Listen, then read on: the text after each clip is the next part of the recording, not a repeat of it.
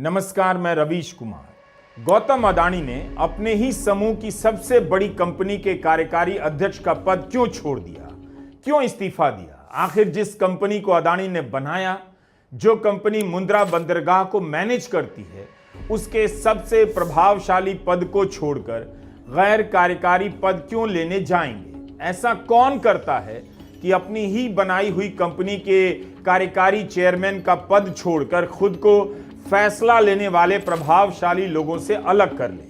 Media में इस्तीफा लिखा जा रहा है पद छोड़ने को, और कहेंगे भी क्या, इस्तीफा देते हैं तभी आप पद छोड़ते हैं। अडानी आध्यात्मिक हो गए हैं? ऐसा भी नहीं लगता। ऐसा होता तो अपने समूह की सभी कंपनियों से अलग हो जाते। तो मामला आध्यात्म या दर्शन का नहीं है। अडानी ने अपनी प्रिय कंपनी का पद क्यों छोड़ा? क्या इसलिए कि अमेरिका में कोई जांच चल रही है?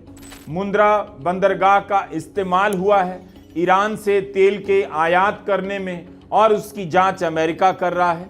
इस पर आज नेता प्रतिपक्ष राहुल गांधी ने सुबह सुबह एक ट्वीट कर दिया, भारत के लोगों इसे समझिए, प्रधानमंत्री मोदी इसलिए राष्ट्रपति ट्रंप की धमकियों का सामने से जवाब नहीं दे रहे हैं क्योंकि अडानी के खिलाफ अमेरिका में जांच चल रही है। मोदी के हाथ बंधे हुए हैं क्योंकि मोदी AA और रूसी तेल डील के बीच जो वित्तीय लेन देन है उसके सामने आ जाने का खतरा है। राहुल गांधी ने AA किसे कहा? शायद अंबानी और अडानी को ही, लेकिन पहली लाइन में अडानी का साफ साफ जिक्र करते हैं कि अमेरिका में अडानी के खिलाफ जो जांच चल रही है उसके कारण प्रधानमंत्री मोदी ट्रंप की धमकियों के आगे चुप रह जाते हैं। प्रधानमंत्री मोदी ने अभी तक ट्रंप का नाम लेकर उनकी धमकियों का जवाब नहीं दिया है। यही बता दें कि राहुल गांधी का यह बयान एक सच्चे भारतीय की तरह है या नहीं, कि रूस से तेल के आयात में पैसे के लेन देन में प्रधानमंत्री मोदी और AA का कोई रिश्ता है या नहीं। राहुल गांधी के आरोपों पर भी प्रधानमंत्री का जवाब नहीं आता है। इस्तीफा अडानी ने क्यों दिया, इस पर अडानी समूह ने गल्फ न्यूज को जवाब दिया है। कहा है कि कंपनी एक्ट के मौजूदा नियमों के पालन हेतु यह बदलाव किया गया जो एक से अधिक कंपनी में एक साथ कार्यकारी पद पर रहने से रोकता है। APSEZ में पहले से 2 कार्यकारी निदेशक थे, एक प्रबंध निदेशक हैं, पूर्णकालिक निदेशक हैं और CEO हैं। अलग पद के बाद अडानी अपना ध्यान अडानी समूह की अन्य इकाइयों और रणनीतिक कार्यों पर ज्यादा लगा सकते हैं। अडानी APSEZ के गैर कार्यकारी अध्यक्ष बने रहेंगे, या तो कॉर्पोरेटी जवाब हुआ, रणनीति पर ध्यान देंगे, जैसे जगदीप धनखड़ ने कहा स्वास्थ्य पर ध्यान देंगे। क्या नियमों का ध्यान अचानक आया? पहले नहीं दे रहे थे। अडानी कार्यकारी अध्यक्ष के पद पर कब से हैं? जब बने तब यह नियम नहीं था, या इसका ध्यान अब आया है? अडानी समूह के हिसाब से देखें तो Adani port and special economic zone APSEZ उनकी सबसे अच्छी कंपनियों में से है। इस कंपनी का टर्नओवर करीब 3 लाख करोड़ बताया जाता है। यह कंपनी भारत के 14 बंदरगाहों और टर्मिनल का प्रबंधन करती है, केरला से लेकर पश्चिम बंगाल तक। गौतम अडानी को अगर किसी नियम के तहत अपने समूह की किसी कंपनी के कार्यकारी अध्यक्ष का पद छोड़ना ही था, वे किसी और कंपनी का पद भी छोड़ सकते थे। अपनी सबसे अच्छी कंपनी के कार्यकारी अध्यक्ष का पद क्यों छोड़ा? खुद को उस कंपनी में फैसला लेने वाले प्रभावशाली लोगों से अलग क्यों करना चाहेंगे? गल्फ न्यूज ने लिखा है कि यह कदम भारत के कंपनी एक्ट 2013 के सेक्शन 203 के अनुसार है। किसी कंपनी में अलग अलग एग्जीक्यूटिव रोल संभालने वाले कितने की मैनेजरियल पर्सनल यानी KMP हो सकते हैं, इसकी संख्या तय होती है। एक कंपनी में CEO या MD या निदेशक का पदभार संभालने वाला व्यक्ति किसी अन्य कंपनी में वैसा ही पद ग्रहण नहीं कर सकता है। अरबों रुपए की कंपनी चलाते हैं तो जाहिर है कार्यकारी अध्यक्ष बनने से पहले इन नियमों का पता तो होगा। कंपनी एक्ट 2013 के सेक्शन 203 का उन्हें नहीं पता होगा तो कंपनी के दूसरे अधिकारियों को पता होगा। फिर ऐसी चूक कैसे हो गई? गौतम अडानी का पद छोड़ना भी जगदीप धनखड़ के इस्तीफे की तरह रहस्यमयी हो गया है। आज तक भारत के किसी सच्चे भारतीय को नहीं पता कि जगदीप धनखड़ ने इस्तीफा क्यों दिया, और न जगदीप धनखड़ एक सच्चे भारतीय की तरह आधिकारिक रूप से देश को बताने की जरूरत समझते हैं। 5 अगस्त को खबर तो यहां से आने वाली थी, लेकिन देश की जनता अभी तक समझ नहीं पा रही है कि 10 मई को सीज फायर हुआ, उसके 2 महीने बाद एनडीए के सांसद प्रधानमंत्री मोदी को जीत की माला क्यों पहना रहे हैं? क्या इसी के लिए गोदी मीडिया और आईटी सेल ने माहौल बनाया कि 5 अगस्त को कुछ बड़ा होने वाला है? लेकिन माला पहनाने की घटना से जनता कंफ्यूज हो गई कि इसकी क्या जरूरत थी। किसे पता था कि 5 अगस्त का मुबारक दिन गौतम अडानी से उनकी सबसे प्रिय कंपनी के कार्यकारी अध्यक्ष का पद मांग लेगा और वे उसका त्याग कर देंगे। इस वक्त जांच एजेंसियों का जो हाल है, इंडिया की बात कर रहा हूं सच्चे भारतीय की तरह, मुझे पूरा विश्वास है कि गौतम अडानी को भारत में किसी भी जांच एजेंसी से कोई खतरा होना ही नहीं चाहिए।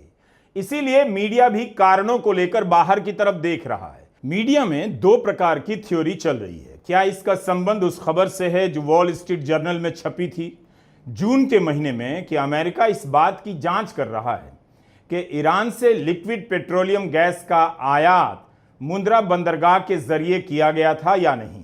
अमेरिका ने ईरान पर प्रतिबंध लगाया है। जब यह खबर छपी तब अडानी समूह ने जांच की बात से खंडन किया था, इनकार किया था, कहा था कि हम ऐसी किसी जांच के बारे में नहीं जानते हैं। यह भी कहा जा रहा है कि APSEZ अडानी समूह की मजबूत कंपनी है। अगर जांच के कारण गौतम अडानी पर प्रतिबंध लग गया तो कंपनी के लिए मुश्किल हो जाएगी, इसलिए उन्होंने यह पद छोड़ दिया। 31 जुलाई को अमेरिका ने 6 भारतीय कंपनियों पर ईरान से ईंधन आयात करने के कारण प्रतिबंध लगाया था। उन 6 कंपनियों में अडानी समूह की तो कोई कंपनी नहीं थी, लेकिन गल्फ न्यूज ने लिखा है कि इसकी जांच हो रही है कि मुंद्रा बंदरगाह की कोई भूमिका है या नहीं, उसका इस्तेमाल हुआ है या नहीं आयात में। एक थ्योरी यह भी है कि कथित रिश्वतखोरी के मामले में अमेरिका में जो जांच चल रही है उसके कारण कर्ज मिलने में दिक्कतें आ सकती हैं। इस कारण भी उन्होंने अपनी ही बनाई कंपनी के कार्यकारी अध्यक्ष पद को छोड़ दिया। कांग्रेस की प्रवक्ता सुप्रिया श्रीनेत ने गौतम अडानी की पदत्याग की घटना को लेकर विस्तार से लिखा है।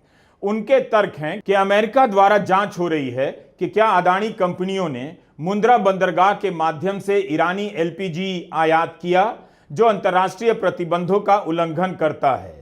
हिंडनबर्ग रिसर्च द्वारा उठाए गए $250 मिलियन के रिश्वत और धोखाधड़ी के आरोप, जिनकी अब अमेरिकी SEC जांच कर रही है, अडानी समूह पर अमेरिकी निवेशकों को गुमराह कर फंडिंग हासिल करने और अरबों डॉलर के ऊर्जा अनुबंध हथियाने के लिए भारतीय अधिकारियों को रिश्वत देने के आरोप हैं। यह बात ठीक है कि अमेरिका में गौतम अडानी के खिलाफ डिपार्टमेंट ऑफ जस्टिस रिश्वतखोरी के मामले में जांच कर रहा है, वहां मुकदमा भी चल रहा है। ट्रंप ने अपनी धमकियों में रूस से तेल खरीदने, मुनाफा कमाने की बात भी की है, लेकिन किसी कंपनी का नाम ट्रंप ने नहीं लिया। आधिकारिक सूचना बाहर नहीं आई है कि रूस और ईरान से कच्चा तेल आयात करने के लिए मुंद्रा बंदरगाह का इस्तेमाल हुआ है या नहीं, इसकी अभी जांच हो रही है। इसकी भी आधिकारिक सूचना नहीं आई है, सूत्रों से खबरें छप रही हैं।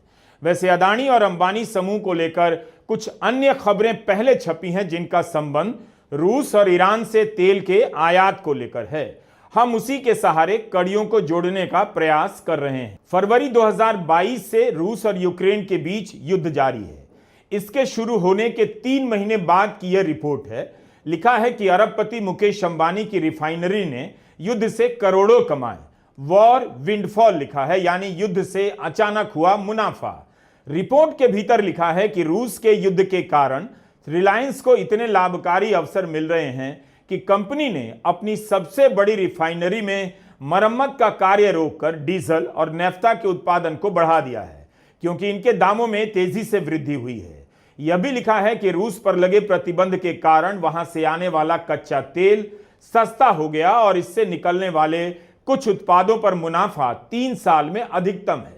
जुलाई 2022 में मोदी सरकार ने ऊर्जा कंपनियों के सामान्य से अधिक मुनाफों पर विंडफॉल टैक्स लगा दिया, जिसका असर रिलायंस पर भी हुआ। 30 महीने बाद दिसंबर 2024 में इस टैक्स को वापस ले लिया गया। अब मार्च महीने की इस खबर को देखिए। यूरोप के think tank centre for research on energy and clean air